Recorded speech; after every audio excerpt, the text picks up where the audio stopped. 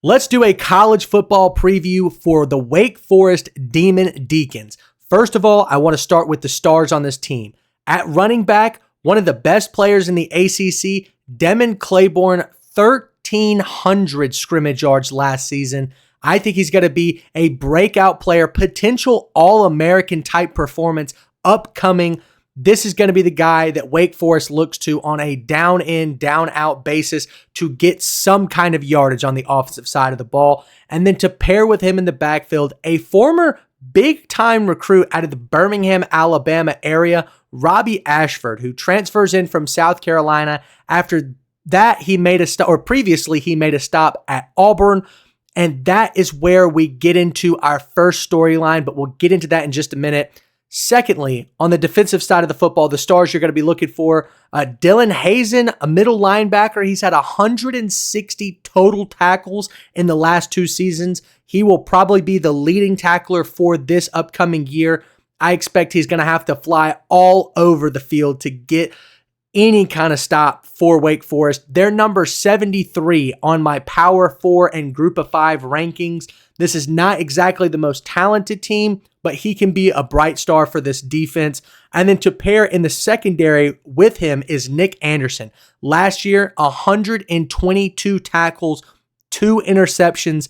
This is a guy who can get it done both stopping the run and defending the pass. He's aggressive when it comes to pass deflections and getting in the grill of wide receivers. And then pairing that with his run stop ability, I think he's going to be a very important part for this Demon Deacons defense. Now, moving into my first storyline, what I was hinting at earlier is this is a chance to shine for Robbie Ashford. Like I said, he was a kind of a big recruit out of the Birmingham area, goes to Auburn, starts a few games in his freshman year, but then all of the chaos ensues with Brian Harsin at Auburn, the coaching change going over to Hugh Freeze.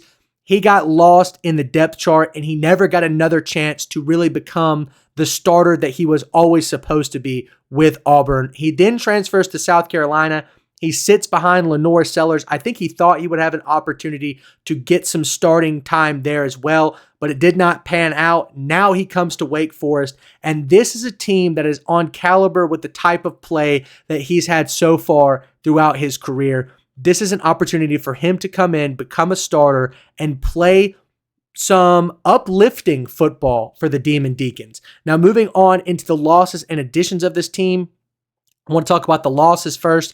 3 guys to graduation. Taylor Morin, wide receiver, almost 3,000 receiving yards over his 5-year career. Not exactly, the guy you write home about, but somebody that continuously got it done for Wake Forest.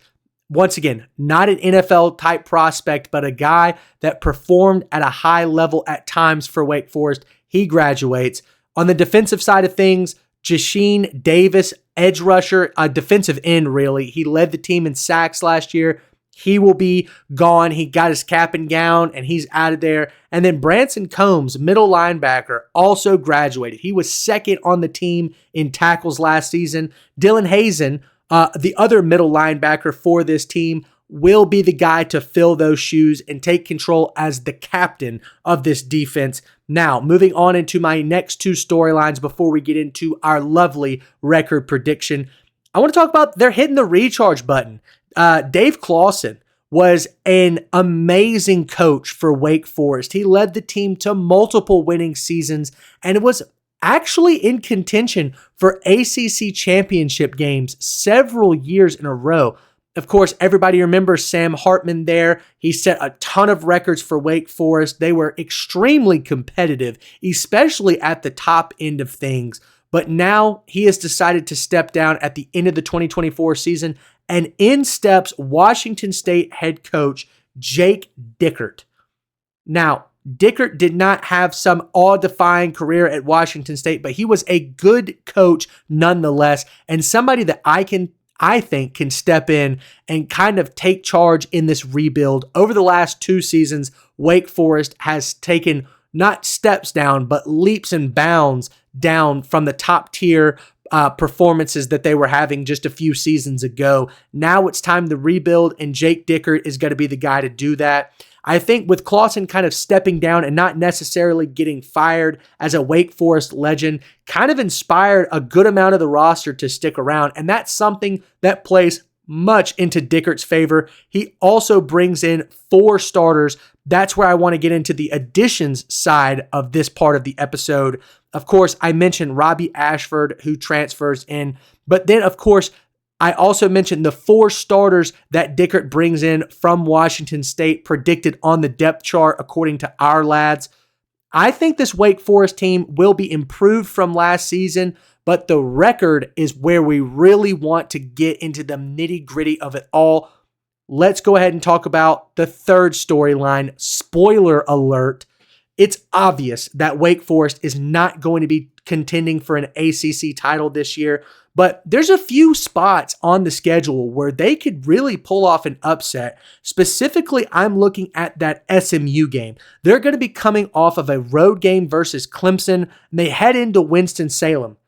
That could 100% be an overlook game because all of your focus was on trying to dethrone the team that beat you in the ACC title last year.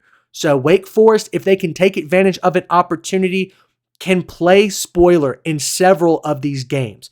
Now, let's talk about the record prediction. For starters, I want to get into the X Factor game. I'm looking at Oregon State on October 11th.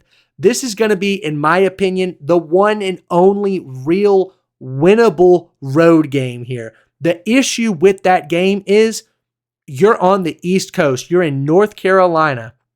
You have to travel all the way across the country, probably one of the farthest travel distance in the entire college football world this season. You got to go all the way to Oregon and play Oregon State in the middle, in the meat of your schedule. This is going to be the only real chance to have a meaningful road win, and I think that they could take advantage of it, but let's go ahead and get into the record prediction. Let's start out with a couple of easy cupcake games to start the year. Kennesaw State and I believe it's Western Carolina is the correct name for the school. Both of those are wins to me. Wake Forest is not one of the best Power 4 teams in the country, obviously, but they're definitely not at the very bottom of the barrel of the FBS. I think those are 2 wins, but moving into the ACC part of the schedule, NC State at home, Georgia Tech at home, both of those teams are, I think, going to out-physical the Demon Deacons, and those are 2 losses, and then pairing that with a tough back-to-back road trip at Virginia Tech and then at Oregon State. These are the 2 games that I think that the Demon Deacons are going to struggle the most with in terms of locker room chemistry and keeping the message solid. At Virginia Tech is going to be a typical road game here for Wake Forest, not one that they're looking at and thinking to win, but then to come off of that on the 4th and then have to travel to Oregon the very next week, I think that's going to be the nail in the coffin in terms of trying to get a win there. Back-to-back losses, and then to come home versus SMU after a bye week, that is your best chance to pull off an upset, in my opinion. But SMU being a playoff contending team, I do not think that they will fall susceptible to the upset alert. They will beat Wake Forest in that game. So that is 1, 2, 3, 4 losses in a row. Then you have 2 more tough road games at FSU, who I think will be much improved off of their 2-10 season last year. That's a loss in my opinion.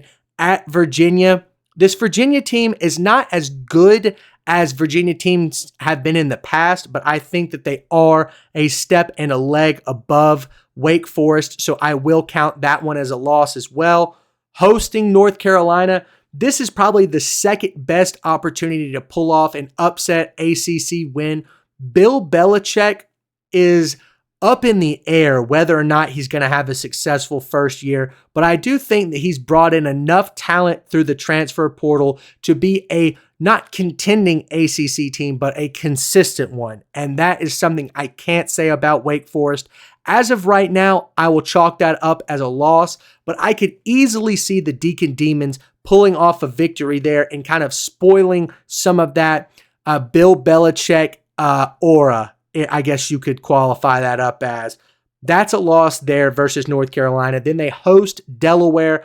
I believe this is their homecoming game.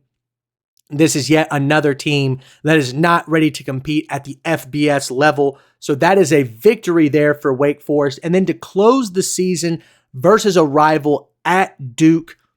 Duke with Manny Diaz as the head coach has been a ACC upper tier team. I expect them to do more of the same this upcoming year. That will be a loss for Wake Forest. So overall, a 3-9 record. There are some bright spots on this team, but it's all going to be about next season and what Jake Dickert can keep from this roster in terms of improving players, and then what can he bring in through the transfer portal. Wake Forest is not exactly an NIL juggernaut, and that's kind of why I have them here at the bottom of the barrel of the ACC, finishing 3-9. Let me know what you think of this review or preview in the comments. Thank you guys so much for watching. Be sure to hit that like and subscribe button, and we'll see you next time.